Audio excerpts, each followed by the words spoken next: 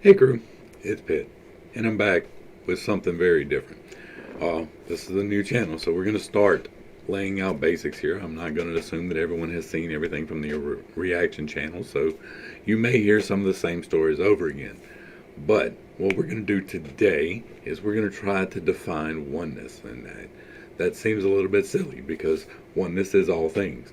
But I'm going to teach you how I came to recognize the oneness and what happened. But in order to do that, I have to be very anecdotal. I have to tell you things from my own personal experience, and you can either believe them or not. That is up to you. Uh, but we're going to go ahead and get started. Uh, I thought long and hard about this, and I wasn't even sure that this was something that I really wanted to do, but it has been put on me, and therefore I have to do it. And it was quite forcefully put on me. The whole reason we have this channel now is because of what was put on me for not being fast enough in doing what I needed to do and allowing the reactions to distract me. So, we're going to start with the memory. I've relayed before, but you may not know, I had a very rough childhood, and part of that was moving around a lot, and part of that was being unsupervised a good bit. When I was very young, I don't remember exactly how old I was, I had my first near-death experience. Uh, I was probably 4, maybe 3, but probably around 4, and it's a very hazy memory. I remember that we had just moved into a house, that there was a chain link fence around the house, and me and my brother were inside while the adults were outside, and there was a Mickey Mouse nightlight. Now, if you didn't grow up in the 80s, you don't know how big of a deal that was, but to me, as a child, that was the coolest thing ever. And I had just recently been taught how to plug it in myself. And so what I did was, I plugged it in, I pulled it out, I plugged it in, I pulled it out, I plugged it in, I pulled it out. Well, one of those times when I went to plug it in, my finger was on the prong. And when I hit, it didn't release. I don't know whether my hand pushed it in and it held me there or what, but I stayed there for a good minute. And I don't remember any out of body experience or anything like that, but I do fully remember being completely out of control of my own body and being locked in to this. It was almost like I was being compressed, like I was just being held and I couldn't do anything. I'm sure it's the same as being tasered. I've never been tasered, so I can't say positively, but for my little 3, 4-year-old self, it was pretty bad. And when I broke loose, my entire thumb was black. When I ran out of the house, I ran over, and my stepfather, who it turns out was a bank robber, was outside drinking a Schlitz 16. And he handed it to me, and he's like, "Here, drink this. It'll make you feel better." And so I did. I drank that whole 16-ounce Schlitz at like 4 years old. So I spent the rest of the day in a haze. And it's the experience of the electrocution that is really what I'm wanting to focus on here today, because that compression, that tightness, that sense of disconnection from the body is an experience that has repeated throughout my life. But that is that is one of the ways that people are going to be able to identify with this experience the most. Is if you've ever been shocked, that comes through you, that whole I can't control this type of situation is a very brief taste of the oneness. Now, my next near-death experience that I remember, I was, let's see, it would have been 84. I was 7. So, yeah. And my mom was divorced by this time. The bank robber was gone. It was before Johnny. I remember that. And I've told the story about Johnny before, but Johnny was a really mean dude. And he was in a wreck. My mom was driving. She wrecked the car, and he got injured, and he was very mean after that. But this was before him, I remember, because there was no Johnny type situation in my life. But my mom worked nights, and it was up to me to watch my brother. Well, it just so happened that we lived across the street from a park. Now, this is Slaughter, Louisiana in 1984. The entire population of the place was probably like 150 people. Like, it was really small, and that's an exaggeration, but it's not far off. Like, even today, with the urban sprawl coming from Baton Rouge, it is still rather rural out there. And in the 80s, there was a whole different way of life. Like, kids were largely unsupervised. And at 7 years old, I was looking after my 5-year-old brother, and we would go over to the park while Mama was sleeping. Like, she would sleep because she worked nights at the bar, and we went over to the park and we would play. And it was one of them old school parks. Like, we didn't have none of that fancy stuff. We had a slide, we had 4 swings, we had 2 seesaws, and we had one of the merry-go-rounds of death. And there was a water fountain, but no bathroom. And that was the park, right? And then next to us was the baseball park, and we would play over there. But today, I was on the slide. And I got pushed off. One of the neighbor kids had a relative visiting, and the relative wasn't happy that I was on the slide at all. And so he just pushed me off, and I fell out and I hit my ass. Like, I fell flat on my bum. And I separated at that point from myself. That's the best way that I can experience it. But I had that feeling again, that, and all I could hear was, and my whole everything, like, I was conscious, but I had zero control over my body, even though my body was moving. I was running. Well, I was picking myself up to run and starting to run. And I remember very vividly having to decide to get back in there. And it was a compression feeling to get back in there, but I had been separated and felt completely different from my body. Now, I was 7 years old, and that is completely anecdotal, and people are going to be like, well, you were a kid, you were making it up or whatever, and you're free to believe that. But what I am telling you is my lived experience of this thing. And looking back on that, I can see now how that is the separation of the soul and the flesh suit. Like, what we have here is just our car. This is our transportation for the soul to ride in. Flash forward. Now, it's important to note here that I have aphantasia. Like, I got in trouble in the 3rd grade because my teacher, Mrs. Scott, told us to picture a box, and I got in trouble because I can't picture a box. I can't picture a blade of grass. I cannot picture anything willfully. I cannot cause myself to see anything at all. What I see when I close my eyes is rather close to this. It looks like static on a gray screen, and with a lot of intentionality and a lot of willpower, I can clear that screen to where it is mostly one color, like mostly white or mostly black, but that is the extent of what I can do with it. I cannot form shapes. I cannot zoom in. Like, I can't do any of the things that most people can. Most people have this superpower where they can close their eyes and I can say, picture a box, and it just pops up and you can see that shit. Well, I'm not built that way. I can't intentionally see anything. And so, it's also important to note that I have been a drug user before, and I have taken psychedelics before, but this particular experience that I'm about to relay, every year, October, November, December, I quit all of my things. Like, I don't do anything anymore, but I used to do things.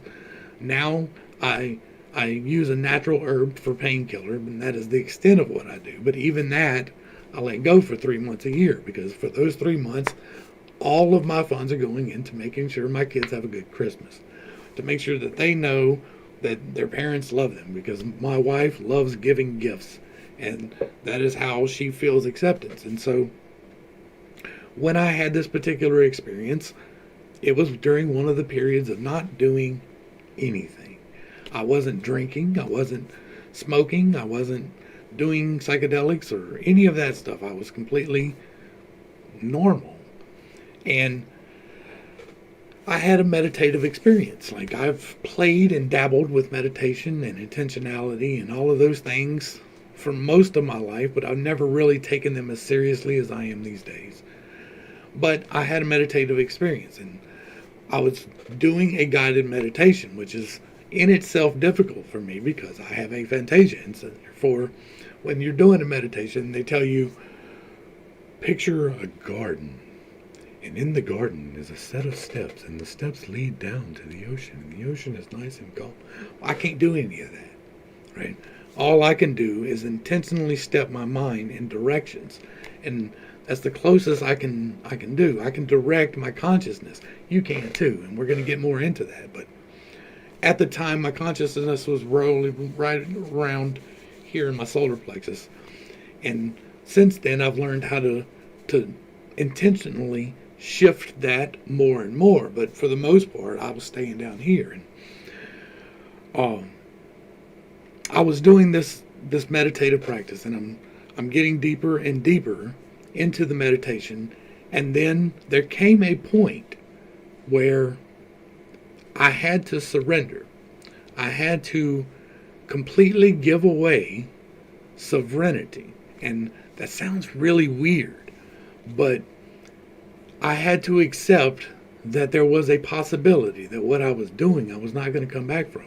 And that sounds weird to say. It sounds weird to hear, I'm sure, but that is what I had to do, because in the breath practices, you get, like, the point of the breath is to distract you from the rest of your body. By the way, if you didn't know that. Now, it does help to hyperoxygenate. It moves things. But the counting of the breaths and the holding of the breaths have more to do with distracting you from the rest of your body and getting your intentionality focused in this direction. And so that's what I was doing, was intentionally doing. And I got to the point where I wasn't noticing the breath that I was trying to take care of. And I was trying to make sure you inhale for 10 seconds, and you hold for 7 seconds, and then you exhale for 7 seconds. And I couldn't differentiate between when I was breathing in and breathing out. I was at a point of relaxation and complete unawareness of my body, and I'm just laying there and numb. And then I had to decide, okay, it will be okay if I don't come back from this. And I had to release the control over the breath that I was exerting. I had to quit trying to count the breaths, hold the breaths, and release the breaths, and just let it happen naturally. And when I did that, something amazing happened. And this is where it's going to get really woo-woo for y'all. But I experienced the oneness in a conscious state. I didn't fall asleep. I wasn't dreaming, but I saw. And for me, that is especially significant because I can't trick myself into thinking that I saw. I actually saw. I was actually taken on a guided tour of the universe. We went and saw creation in its scope and glory. I saw the movement of the planets from a perspective and scale that I have not seen reproduced on the planet. The closest we can come to it is some of the satellites that are out there. The James Webb satellite that just sent back all these amazing pictures. But they were stills. This was in 3D stereo motion. And part of that was recognizing the oneness of all things.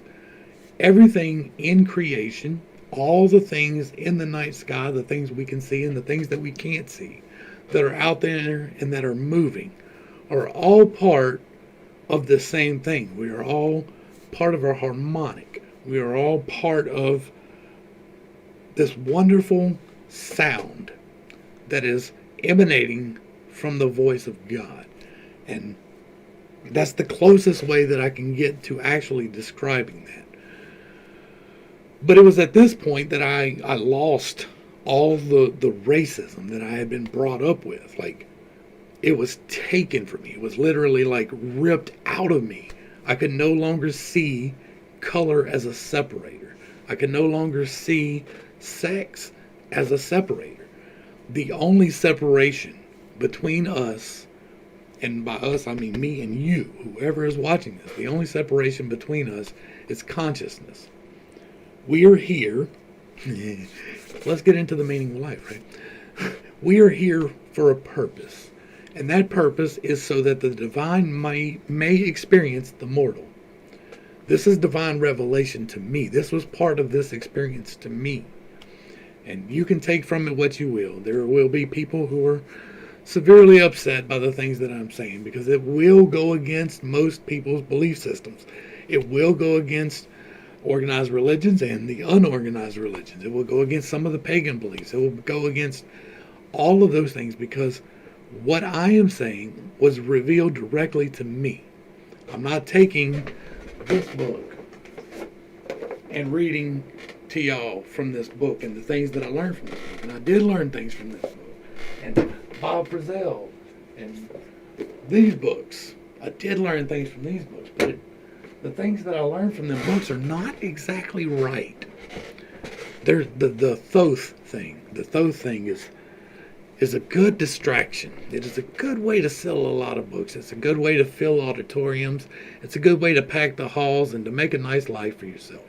And I'm not attributing any malice to Trunvalo on what he did there, or any of his predecessors on what they did there. But this whole situation with the emerald tablets is a real sticking point for me, because as part of my current meditative practices, I keep getting an image.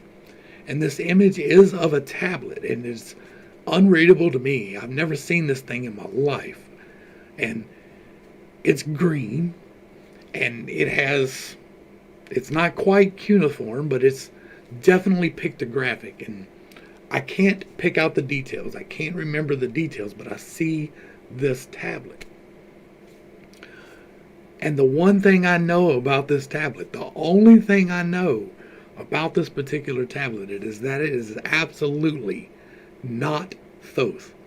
It is not what he was talking about. It is not the hidden tablets beneath the Sphinx. It is not that. It's the only thing I know about it. But it keeps recurring to me.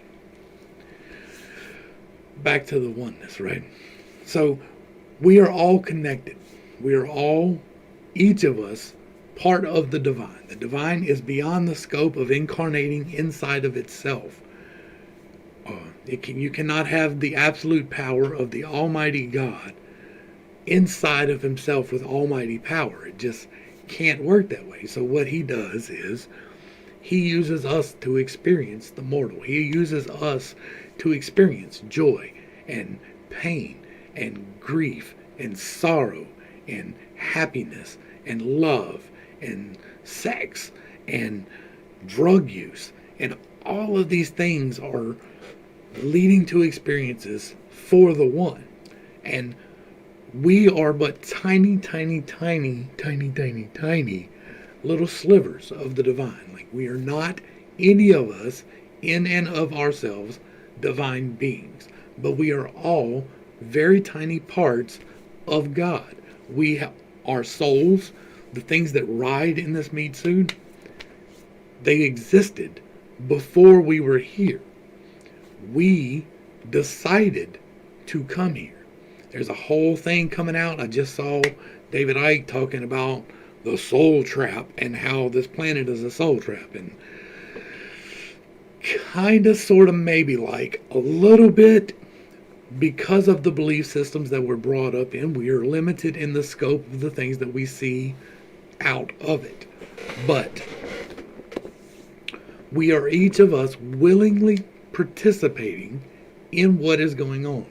Before we got here, we all got together. Every single person that you have ever met in your life, You talked to their soul before they incarnated and before you incarnated. And you decided on things. And the things that you decided on are things like this. You're going to say, in this life, I'm going to deal with poverty, I'm going to deal with drug addiction, and I'm going to deal with not facing my problems, right? Those three all run right hand in hand.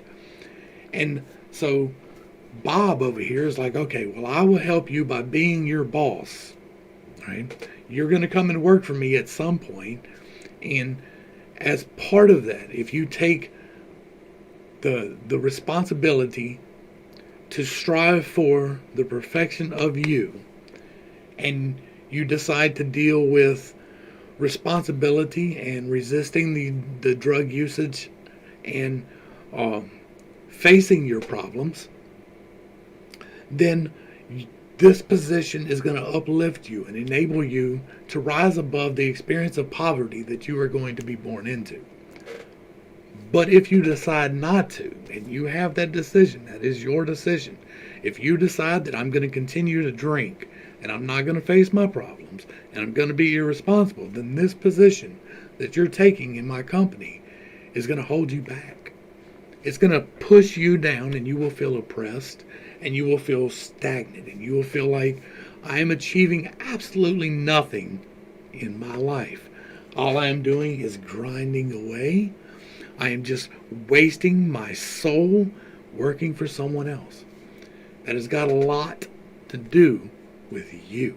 It has got to do with what choices you have made in your life.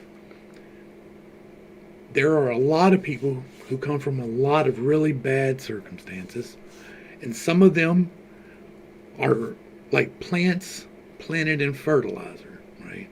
And they grow and they flourish because they strive, and they see the goal as being up here, and they walk up the spiral of choice, because that's what it is. You have a choice, right? You can either choose to bring yourself higher, or you can choose to remain the same, or you can choose to descend into the darkness. That is the choice that you make with everything that you do. Every single thing that you do is adding into that choice. The choice that you make to sit down and watch Netflix instead of doing the thing that you know that you need to be doing, but you're like, I'll just do that later. That is making a choice to remain the same. When you make the choice, hey, I'm going to go out here and I'm going to hit a lick, and I'm going to take this dude and I'm going to take everything he's got and then I'm going to sell it, right?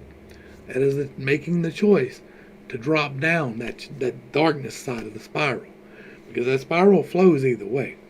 Now, the harder choice is to say, I'm going to get up and I'm going to go to work and I'm going to grind this out, but I'm going to achieve my goals through this, and I'm going to set boundaries for myself, and I'm going to fix a budget, and I'm going to stick to my budget, and I'm not going to use today.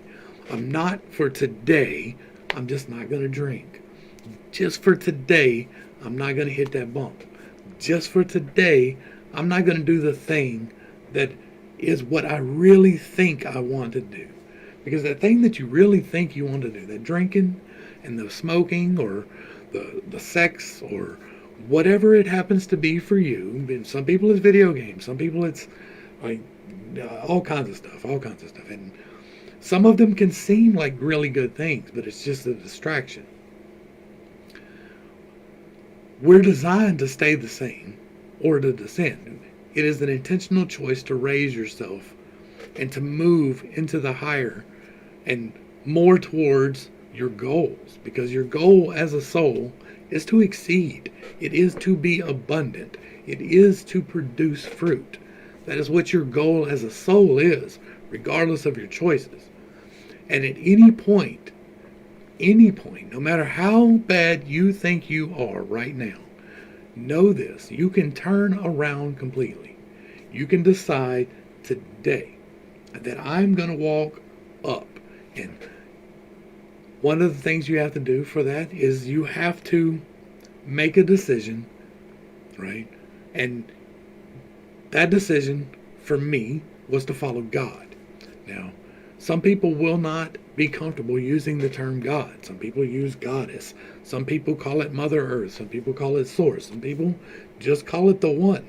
Some people have different names for God. You have God, you have Allah. Some people talk about Buddha. Buddha wasn't a God. He was a whole different thing. I understand that. But like whatever it is that you are striving for, and for me, that is the Lord God Almighty, the Holy One who created all things. I strive to be a representation of Him. I'm a tiny, imperfect representation, but I strive every day. I have admitted that I am a sinner and that my nature is to fall down that spiral, but that I have accepted the grace that He extended to me to walk up those steps, to walk around that spiral and go up towards the next highest part of the incarnation. I do believe that there is an afterlife. I don't believe that it is walking around in heaven singing praises all day. I have experienced being a part of God in a way that a lot of people can't. That a lot of people really, even if they get the experience, doubt it simply because they can visualize. It was made easier for me that I can't do that. The things that I talk about with the chakras and the 8 chakras, that is a direct revelation. I'm not pulling that from someone else. That is something that He revealed to me through meditation. Visually, I can't do that. Like, I can't fool myself into thinking that it was just me. I can't self-doubt myself into thinking, no, that wasn't God, that was me, because it was given to me in a manner that I can't replicate. I can't visualize anything when I close my eyes. If I am intentional, I can produce a white screen, but it takes me a lot of work. It really does. It's made some parts of my journey a little bit harder. It is a lot harder to balance your chakras and to make sure that the magnetics of the human body are correctly aligned. If you can't visualize that stuff, trust me on this. It is a lot harder, but I figured out a way to do it. We'll talk about that. Like, a lot of the stuff that I'm going to talk about is going to have to be geared towards people with aphantasia, because I have it. And so I can be a voice for those people. Now, there are a lot of really good meditative practices out there. There are a lot of bad ones too. Anybody that is telling you to call upon a specific name is not good, right? And when I say that, like the name of Yahweh, that is a personal one for me, is Yahweh. It is an unpronounceable name. The name itself was given because the name is beyond all things. It's 4 vowels, which in the Hebrew language couldn't even be written down because they don't write down the vowels. And it is unpronounceable because there is no consonants in it. It's Yahweh. Now, I believe that sound came from electromagnetic harmonics. And if you listen to some of the Native American chants where they're calling the same sound. And when you hear it's calling the same sound. And the sound is part of the oneness. It is when I was separated, right? I was separated from this body in a meditative state, and that's what I heard was the It's like magnetics. I'll try and find the sound again. I had played it before, and we will be doing sound videos because the harmonics help when you're raising your intentionality, when you're pulling your consciousness through your chakras, when you're forming your shields, when you're performing the materializations. That is very important. And sound helps with that. It really does. We're getting close on time. We will be doing a lot more of this format video. I'm not going to be doing a whole lot of other people's content. It's just going to be me talking to y'all. And if that's what y'all like to see, if this topic interests you, there will be a lot more of this coming. So throw me a like, throw me a share, throw me a follow.